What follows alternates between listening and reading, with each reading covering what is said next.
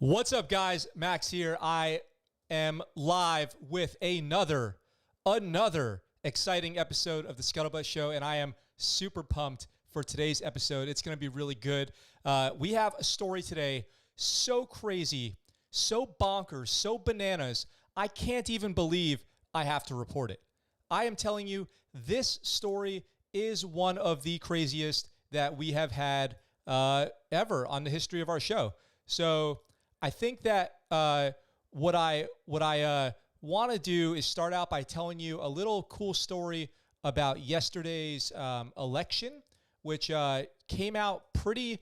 There's a lot of drama, But one thing that there's no drama about is Representative Dan Crenshaw won his seat again in Texas. So he's back for his second term in Congress in the great state of Texas. I served with him in the Navy. It's great to see him in politics. And it's nice to see someone you actually know on TV representing politics, so you know that they're real people. They're real people who are doing real things. They have a history. People know who these people are. So it's nice to see, and I want to say congratulations to Dan Crenshaw on winning his seat. Okay, so, when I started this live broadcast and I decided I was going to do it daily, I thought, what am I going to talk about? Sorry if you can hear my dog. What am I going to talk about every day? Is there going to be enough news through the military around the world to do a daily broadcast like this? And it's a lot easier than I thought. There is so much news coming out about the military every day, and I don't predict that that's going to become any less true depending on who becomes the next president, whether it stays Donald Trump or becomes Joe Biden. I think there's going to be tons of crazy stories to cover, tons of awesome and terrible stuff going on. And I want to get right into today's first story, which, the other day on the show, somebody was asking about the F-35 aircraft, because we were talking about the F-35 and what I think about the F-35 going on the aircraft carriers. And then I saw a cool story about the F-35. So as always, if you haven't subscribed, go ahead and hit the subscribe button. If you want to ask me a question, drop me a comment. Go ahead and do that, and I will reply to your comment. But let's throw 7 useless minutes on the clock and talk about our first story here, which is... Oh, sorry, we're getting an emergency...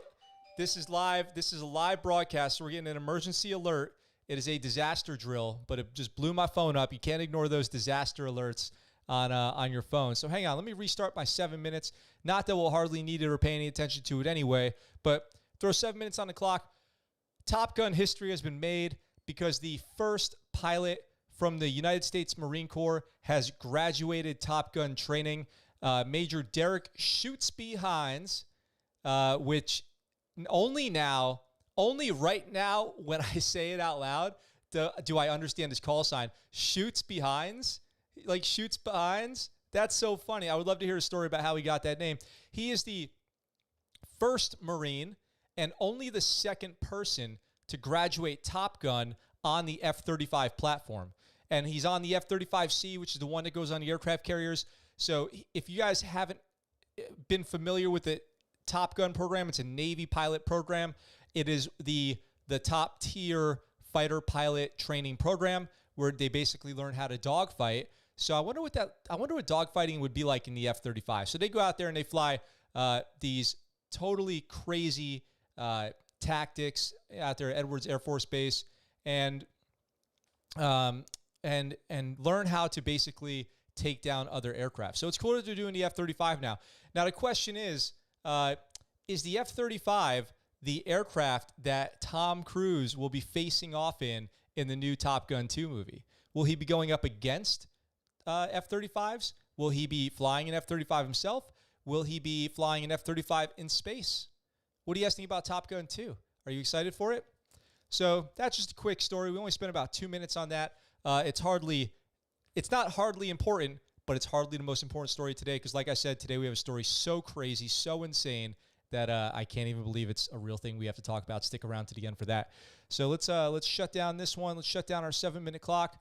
And as always, this is the opportunity in between these stories where if you guys have a question about what we just talked about, go ahead and drop it in the comments, and I'm happy to discuss whatever it is that you want to go over. If you saw our live stream earlier, which was on Facebook and Instagram, you might have seen that I was saying we have a story today. We actually have two about murder. And in my mind, they're still not as crazy as our craziest story today. And we have two stories that involve murder. One, the next story that we have, which is about murder that I was saying, is this guy that we're about to talk about. Let's throw 7 minutes on the clock. This guy has just been arrested at Fort Hood for murder. Okay? So, in the most recent case of murder out of Fort Hood and Army bases, which I don't... Crazy murder mystery stories are not exclusive to the Army, but there sure has been a lot lately. So, police arrested Fort Hood soldier on suspicion of murdering a woman inside a Texas motel room last July. So I believe what they're saying is July 3rd, 2019, like it says right here. Corey Grafton, he's 20 years old, so he's younger than, arrested and charged with the murder of 32-year-old Chelsea Cheatham, following a year-long investigation. So she was found unresponsive at this hotel outside of Fort Hood, and it doesn't say what her cause of death was, but she was found unresponsive and not breathing and was declared dead. And then for a year, there was no arrests made, but with the assist of a witness and advanced DNA testing, they were able to arrest on suspicion. So he's not been found guilty yet, but they were able to arrest on suspicion Grafton for murder. And Fort Hood, of course, this is the same base where Vanessa Guillen was killed earlier this year. So there's been a lot of focus on what's been going on at Fort Hood. The leadership has been getting pressured, and I think maybe I might be wrong about this, but the head leader of Fort Hood was fired for failing to provide security to the troops at Fort Hood. Don't quote me on that. Might have to double check myself. But they did arrest this guy, and it says here the Texas Rangers were involved. So I don't know if that means Walker himself, but some of the Texas Rangers were involved in the arrest of Grafton.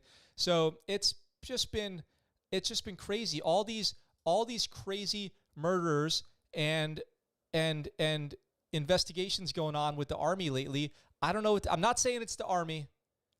I'm not saying it's the Army's fault. It's just been the Army lately.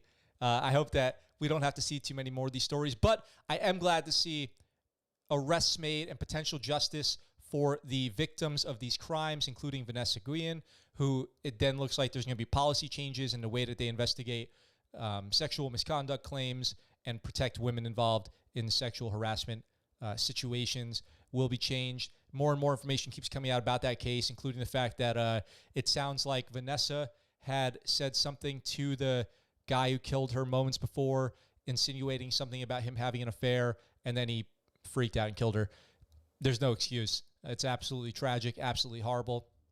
And then that guy killed himself, a very cowardly move. So I don't know what's going to happen with this Grafton, but he's definitely in trouble. He's definitely been arrested for murder, so there will be a trial, and then there will be a result of the trial. So maybe we'll see more about that in the future. But that's it. So we got another murder case out of Fort Hood. Currently, I don't know if you would say still under investigation, but still ongoing because he's been charged. He's been arrested and charged, but not convicted of murder. If there's any updates about this, especially if it turns out he's innocent, then I will 100% cover that story. But for now, I just want to let you guys know that that is a thing that's happening. So let me close this out. Let me turn the 7 minutes off the clock. All right, so we got some comments on the videos. Joe says, I really enjoy your videos. Red Platoon is a great book. Thanks, Joe. I appreciate your comment. I wonder, did you find Red Platoon because of the YouTube channel here or because of the podcast with the guys from the Outpost? I'm curious to know. If you are interested in that stuff, go check out Midnight Chow's YouTube channel where he talks all about it because he was there himself. So he comments, it's pretty okay. I think we know it is probably better than pretty okay, especially to those who weren't there, but only find out information about it through the eyes of those who were there. So thank you for your comment, Joe, and thanks for tuning in. As always, it's an honor and pleasure knowing that you're out there watching. I hope I continue to make great content that can engage you guys. So we do have a bunch of additional stories today. Before the next murder, I think I might be having some connection issues. So if I'm having some connection issues, I do apologize. Let me know. Let me know in the comments if you guys are having any issues seeing me or hearing me or anything like that. But as always, these entire episodes will be available on the podcast and as clips on YouTube in the future. So, and sorry again if you hear my dog barking. That's just dogs doing what dogs do. So our next story is about these 5 badass females right here. These 5 badass females right here. These 5 badass females are all pilots involved in the testing of new gear for female pilots. So you might know, you might have seen, or you might have heard. Let me get my internet set up. Seen, or you might have heard in the past, especially even out of NASA, that there's a problem and in the military too, with body problem with feed keeps cutting out. Sorry about that. Well, I'm going to keep recording the episode, even though the feed keeps cutting out, and it will be available in clips and online later. So let me just start this. Let me throw 7 minutes on the clock. Hopefully you can see this out there. I'm going to throw 7 minutes on the clock, and the next story is about these females right here. So you guys might have heard the military, NASA, basically any organization, government organization has been under gear for women. They have gear for men. They don't have gear for women. So there's been a huge shortage. Don't have gear for women. So there's been a huge shortage of gear made to fit women's bodies, including for pilots, the ability to go to the bathroom. So there's been, I know from talking to pilots, especially in helos, there is pilots to go to the bathroom and relieve themselves while they're flying, but it doesn't really work for women. There's been big issues with body armor fitting women, and there was even a NASA mission last year where they couldn't go, a female couldn't go on the mission because they didn't have gear, that enough spacesuits for the female. So, but now 5 female fighter pilots have recently tested, wait, what am I looking at over here? Okay. 5 female fighter pilots recently tested the G-force suits modified to better fit the frames of women and other body types besides a typical man. So they've been testing these anti-gravity suits, which they need for taking on G-forces when they're flying in high-speed aircrafts that take pretty high-speed, high-angle turns, and they have all these G-forces acting on them that puts incredible pressure on the body. So women pilots with shorter or hard-to-fit frames are often struggle with the suit's limited adjustability. The suits were modified to include wider lacing panels into waist, thigh, and calf, which allowed a suit to ease body proportions. I absolutely am on board with this. If you guys had a chance, last week we were talking about a film on Netflix called, it's coming to me, Apache Warrior, about a team of Apache helicopters involved in the invasion of Iraq. And one of the main characters is a female Apache gunner, front seater. And so there is this high demand, high need for female gear. Okay. There's just not enough gear for females. And then women are doing the job more and more and more, and they're doing it extremely well. Okay. I've had female pilots support us in real life many times. Females are excellent at doing their job in the military, okay? There is no difference between a man and a woman as far as the quality that you're going to get just because of gender, okay? You have good pilots, you have bad pilots. There's plenty of bad male pilots and bad female pilots, and there's plenty of great male pilots and great female pilots. It's not gender-based. It's that we're not taking care of our female military service members with gear that fits just makes doing that job so much harder. So imagine you're a female jet pilot and you're out there and you're crushing it. You're doing a great job and you don't even have a flight suit that fits. That is, to me, unacceptable and pretty disheartening. So I am really excited that they are fixing that. And I care more of this stuff in the future because gear should fit. Gear should fit. It's that simple. So I'm happy to see these females out in out in Eglin, in Florida, getting gear that fits and putting that out to the fleet for other females to hopefully get and wear and crush it at their job. So good on them. Let me turn this one off. Let me turn off 7 minutes from the clock. So I know I've been hearing that we're pretty, and I am sorry about that. If you're watching this live, hopefully you're listening to this recorded, and you'll see the whole thing recorded. It'll still be distributed online. So if you've been tuning in, thank you. I'm sorry about this. I'm going to go faster next time. So we do have a whole bunch more stories going on. It's election week. Yesterday was election day. So let's throw 7 minutes on the clock. Just like I was saying, because it's election week, we've got a politics takeover going on right here. We have veterans, and you know what? Let's throw this up there too. We've got veterans taking over in politics. I just talked about this yesterday. We've got two veterans here. One is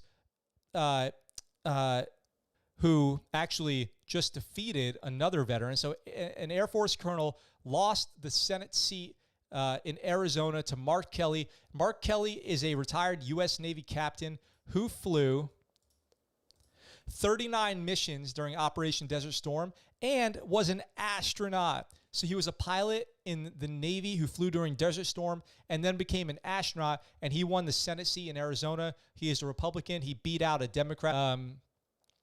And so now she is out. He is in. Just like I was saying, the being taken over by veterans, that's what I see happening in the next 10 years, and I see it continuing to the next 20 years, 30 years, because this is the sweet spot where people who served during the War on Terror are retiring. The high-ranking people are getting out. They're going to be moving into business. They're going to be moving into politics. So we've got one, which is Mark Kelly, who beat out Martha McSally, and he says, Mark says during his speech on Wednesday, "The mission has never been mine alone." He added he thanked his family for their support throughout the race, notably his wife, former Arizona lawmaker Gabriella Giffords, and twin brother Scott Kelly, also an astronaut. Could you imagine you and your brother are twins and you're astronauts? Is that just bonkers to anybody else? So McSally, who was an Air Force veteran, had not made a statement at this point, and she was a pilot of the A-10 Warthog in the Air Force, which is badass. A-10s are the jam up there. So then we've got another service member, Republican Scott Franklin, wins his district in Florida. So Scott Franklin wins his district in Florida over Spano. What was his name?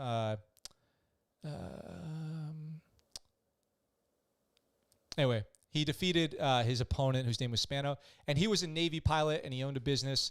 So congratulations to him. I just want to point out these two guys because they are two veterans who are now in Congress and Senate, because that is what's happening with politics. Veterans are getting into politics. Veterans are going to be, you're going to see more and more and more of that in and around the political landscape. So I think that that's really cool and good for those guys, and I hope to follow up more in the future about more veterans winning more seats. If you guys know a veteran politician who has recently come into the scene, maybe won yesterday their spot, let me know who that is so I can look them up and cover it. So let's turn that one off. Let's turn the 7 minutes off. I am breezing through this today because I know that our stream kind of sucks, but what I am not going to do is breeze through our final story, which is so crazy, and it's going to be its own standalone clip. And I just want to really, really, really get down to business on that one. So we're only like 20 minutes into the show. I don't know if today's show will be an hour. Today's show will be as long as it is. But let's go ahead and talk about this next one. Do you guys recognize this guy? He is, I said, Boogaloo? Boogaloo? 7 minutes on the clock. Boogaloo, excuse me. Boogaloo is a Boogaloo Boy. Do you guys know the Boogaloo Boys? They are this group. They definitely claim to be not white supremacists, but what they do say that they are is they are anti-establishment, basically. They are anti-government.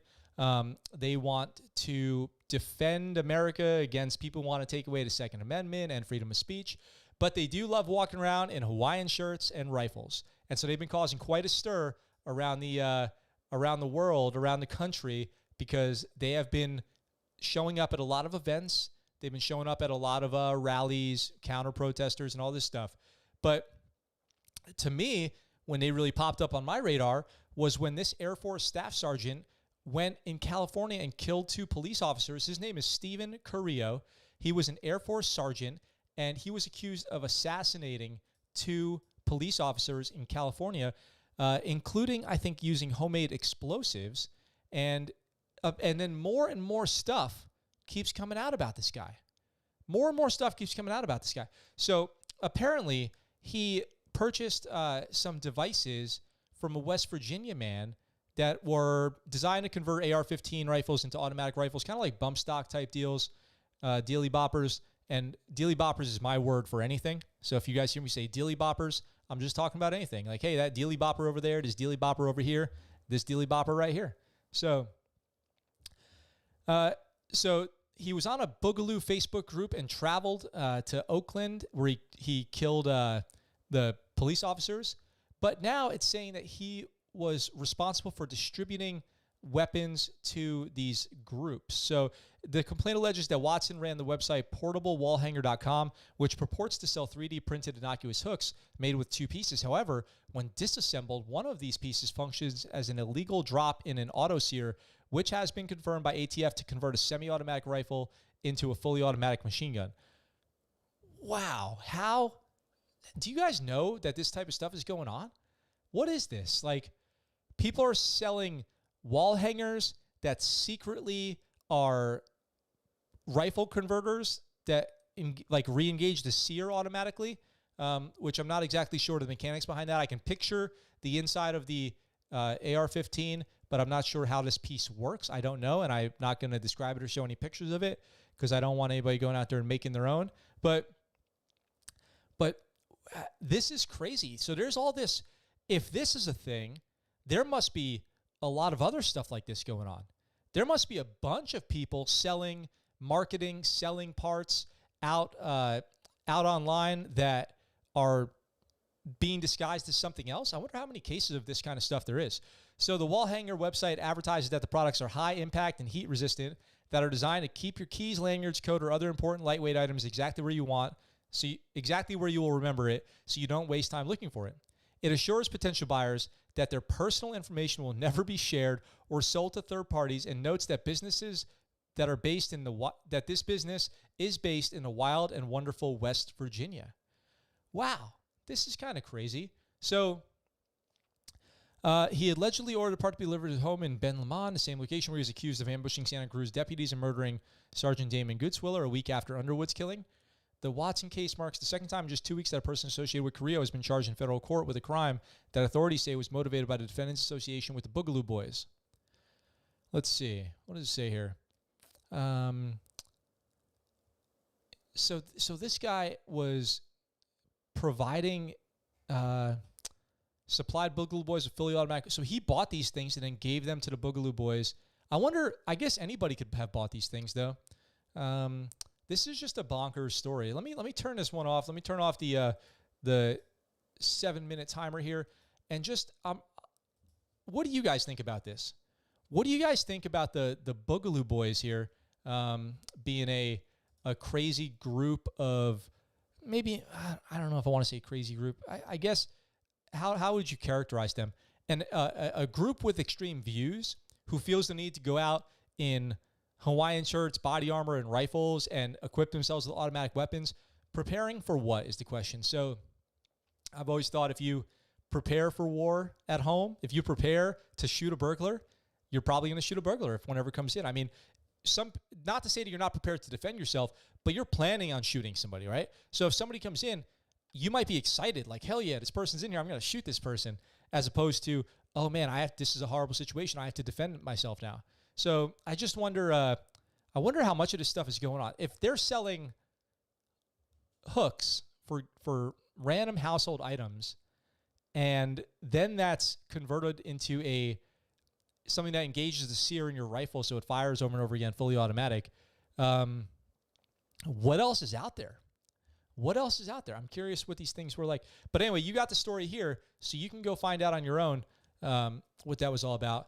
And as we go on through this episode, I want to take a moment to remind you guys, ScuttleButtShow.com for all your ScuttleButt Show merchandise. We've got the train-to-train coffee cups. We've got the shirts. We've got notebooks. We've got new gear coming. We got a new shirt launch last week. We got new shirts coming out soon. So I want to thank you for your support. We've sold a lot of shirts in the last couple weeks. If you bought one, I want to say thank you very much. It means a lot to me. It's how this channel can be supported. If you like to see this content and want to see more of it. And again, when we roll the intro of every episode, when we go live, there might be a little special surprise in there if you're for eagle-eyed viewers, if you're paying attention. So you can go back and look at those old episodes on YouTube and maybe find out what I'm talking about. And then, go ahead and get yourself some ScuttleButt Show gear. So we have another story today. We have one more story, and we've only been going for just under 30 minutes, which is pretty cool. Maybe I'll get you guys out of here a little early today. But this one has my blood boiling. This next story is so bothersome to me. It's so troubling. It's so infuriating. I can't even wrap my mind around it. I am seriously pissed. And I'm going to try to find more information as it comes out, because the fact that this just went out today means there's probably more to the story that we don't know. I would assume that'll probably get covered in the next few days. But this article dropped this morning, and the headline is Marine Lieutenant Colonel goes unpunished after stealing hundreds of dollars of merchandise from the PX, the personnel exchange. Let me pull up my internet here. So when I saw this, I was like, unpunished? Unpunished? What? Like no punishment whatsoever for stealing from the PX? It is ingrained in us from the day that we even think about joining the military, not to steal from your shipmate or battle buddy or whatever your fellow airman, whatever you call it in the Air Force. Don't steal. Don't steal. How hard is that? Do not steal. And then additionally, I've known people who've stolen from the BX or the Navy Exchange, the NEX, the MCX, whatever you call it, wherever you are, AFES. You're going down. You're going to prison. I have never, ever heard of someone stealing from the exchange or from anywhere and getting away with it. This is like one of the most important ingrained things that we have is to not steal from one another, to not steal from the Navy or the exchange. I might call it the next. I might call it the next throughout this story because that's just so what I'm used to. But it's the exchange, it's the PX, it's the BX, it's the AFES, it's whatever you call it. So a Marine Lieutenant Colonel received no punishment after being convicted at a special court-martial in September of stealing hundreds of dollars in merchandise from the Post Exchange in Camp Humphrey, South Korea. Lieutenant Colonel Samuel K. Lee, 47 years old. He's old. He's 47. What are you doing? Was convicted of larceny on September 11th at Camp Foster, Japan. So my wife works on Camp Foster. I live right near Camp Foster. So he was convicted of larceny on September 11th at Camp Foster, Japan for stealing from the BX in Camp Humphrey, South Korea. According to the Marine Corps' most recent report on court-martial dispositions, because you guys might not notice, court-martial results are public information. You can go look those up.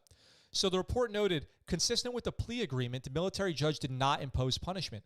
So I'm assuming he pled guilty, but then no punishment. So what does that mean?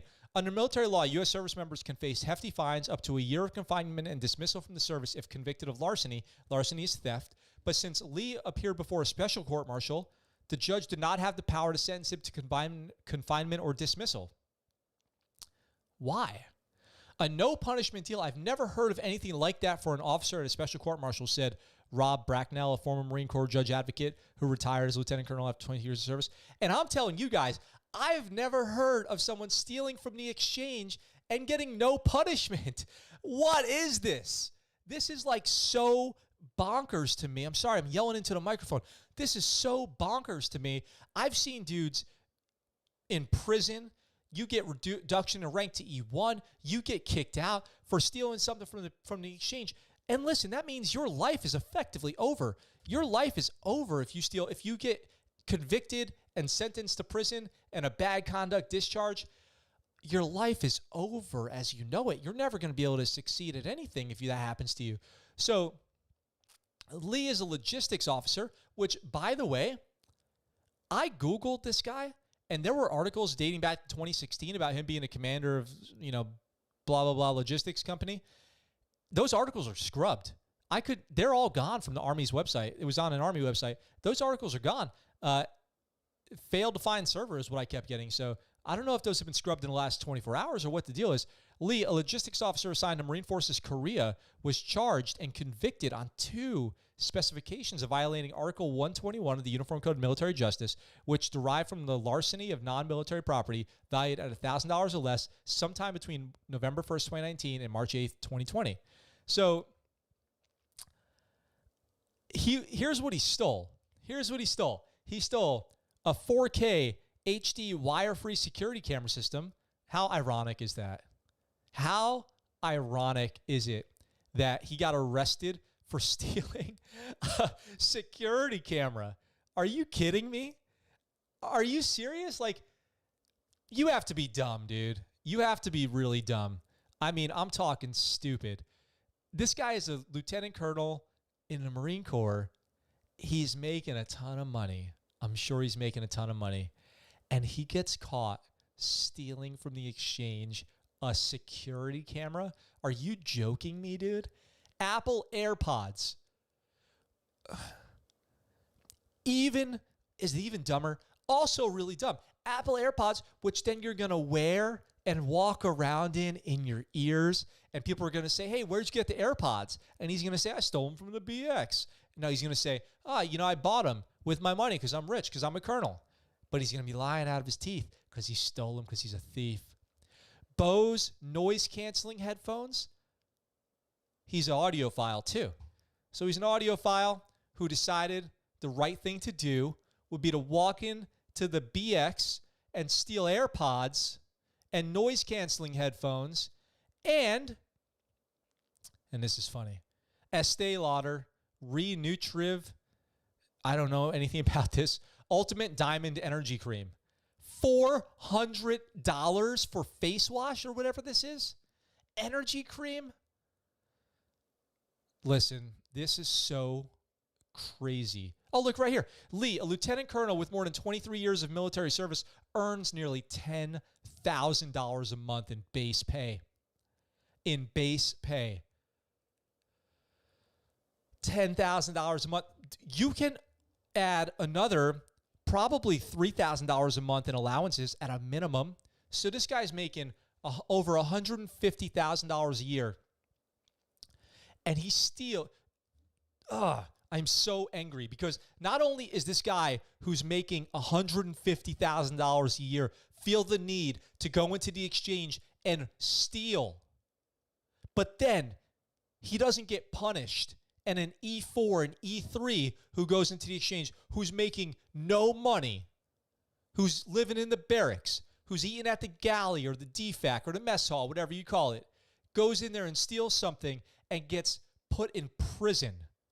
Bad conduct discharge, reduction in rank, life ruined. And this guy, nothing. He's going to get his full retirement. He's going to get everything. Rich. He probably kept the stuff. Marine officials declined to provide a career biography for Lee, but a monthly unit newsletter from September 2016, this is what I couldn't find when I clicked the link, said he was serving at the time as commanding officer of Combat Logistics Battalion 5 during a deployment to the Middle East. Lee was promoted to colonel in November 2019, but removed from the promotion list, probably because of this. But hey, who cares? Just promote. Why don't you just promote him too? Just make him a colonel if you're going to do this. What a slap in the freaking face. I am so mad. And we did a story on murder earlier. Oh my God. This is totally freaking insane. So Captain Butterfield, a Marine Corps spokesman, declined to comment specifically on Lee, but said that when officers' nominations for promotion are withheld due to administrative or legal issues, the Navy Secretary must decide whether they will advance to the next rank. Just promote him. Promote him. Who even cares? Just promote him. Butterfield told Task and Purpose, which is where this article was originally published, that each case is different and sentencing takes into account the impact of the crime on the victim and the unit's discipline and morale. Are you serious? Are you joking? Is this a joke? This part must be a joke. This part of the article must be a ha-ha funny joke. What do you think the impact of morale is when you don't punish a colonel for stealing from the exchange? Are you joking? Are you joking me? Zero punishment. What lesson does that teach to junior personnel or to anybody? I should go steal from the exchange. Maybe today I'll go steal from the exchange, because apparently as long as you're a colonel, as long as you're high ranking enough, you just walk in and take whatever you want, because that's how it works, because that's how the military works. If you're high ranking, if you're low ranking and you steal some bubble gum, guess what? You're going to prison. I'd like to remind you at this point, he stole a security camera. This guy stole a security camera. What? What the hell, man? So it says here, the convening authority may enter into an. I'm like, I don't even know if I put on a 7-minute timer. It hardly matters. We're going to talk about this one for longer than 7 minutes. We already have. So the convening authority may enter into an agreement with an accused concerning the disposition of the charges and specifications and the sentence that may be imposed. The decision to enter into a plea agreement is heavily reliant on the accused's willingness to cooperate in an investigation, the nature of the offenses, and the accused's willingness to assume responsibility for the conduct, which, how, in what way did he assume responsibility? This is the definition of not taking, totally insane. And now I believe, as we get down the article here, that this article does show similar crimes and sentences that have been imposed. So, nevertheless, Marines far junior in rank, convicted this year under similar circumstances, not as fortunate. Yeah, you think? Do you think? And not only before I go into these other crimes and what they got for it, in my own experience of people that I've known who this has happened to, when you steal from the exchange, you can expect maximum punishment. It's expected. If somebody stole from the exchange and then got booted out, you were like, yeah, duh. Of course you're getting kicked out. You stole from the exchange. It's like a no-brainer. This is like basic stuff. This is like boot camp stuff. You guys got to be able to tell from just hearing me talk. I've never talked like this on the show before. It's been a long time since something has had me act like this on this program. It is so a slap in the face. It is so hypocritical, and I hate hypocrisy. I hate it. So let's go over some of these other similar cases. In January, a Marine Lance Corporal with the Marine Corps Embassy Security Group was convicted of larceny at a special court-martial in Quantico, Virginia, and sentenced to 60 days restriction and demoted to private. That same month, a sergeant at the recruit depot in South Carolina, convicted of larceny at a special court-martial, was reduced to Lance Corporal. Service members below the rank of sergeant, a mid-level enlisted grade, typically make less than $3,000 in basic pay per month. They're saying this colonel was making over, and that's by, you know that's true because all you have to do is look at the pay chart for his rank and years of service, and you'll know exactly how much he's making in base pay. Military pay is public information. So, additionally, at a January 28th general court-martial of a gunnery sergeant convicted of larceny at Camp Foster, Japan, again, that's where I live, a judge meted out a reduction in rank to staff sergeant, which to go from E7 to E6 is a huge, huge reduction in rank. It's one rank, but it's like 1,000 ranks to your honor, okay? Total forfeiture of pay and allowances and 60 days in prison. In prison. A private first class fared even worse after being convicted of larceny at a special court-martial in August. The Marine was demoted to private, sentenced to 4 months in prison. 4 months in prison. Forfeited more than half pay over 4 months and was given a bad conduct discharge 3 weeks before this. 3 weeks ago, or I should say 3 weeks before Lee got, off with no punishment. And it says here, Lee did not respond to a request for comment. I want to make this guy's face. I want to make this guy's face go viral. If you can share this and share this guy's freaking face along with the military justice system. This is one of the most egregious violations of trust among the ranks that I have ever seen. This guy, for all intents and purposes, might as well have walked through his command kicking everyone in the nuts, because that's what this is. This is a big nut kick to everyone, and I'm using that as a gender neutral reference. Okay, just imagine getting kicked in the nuts. It's just a figure of speech. Okay, ladies, I'm not trying to not make you a part of this, but just imagine this guy. You are a dirtbag, sir. You are a dirtbag, straight up. And if I see you here in Okinawa, I'll tell you that you're a dirtbag, because that's what you are, a dirtbag. You, sir, are a dirtbag. If it was, in my mind, if this guy's a leader of Marines, he should never have allowed himself to get off on, without charges. How does this happen? How? Why? Who? When? Where? I have a friend out here who's a lawyer in the military. I'm going to try to get them on the show.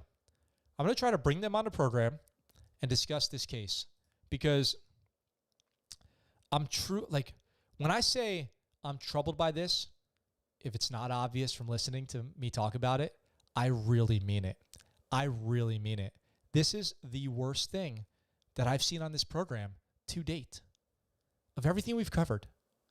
Because even when the opportunity to serve justice is here, they ignored it. They just ignored it. This guy got caught stealing a security camera, AirPods, Bose headphones, and a $400 face cream, which are all luxury items. Nothing there was a need. Nothing there is like stealing bread. And he's caught, and he gets zero punishment. That's a disgrace. That is a total disgrace.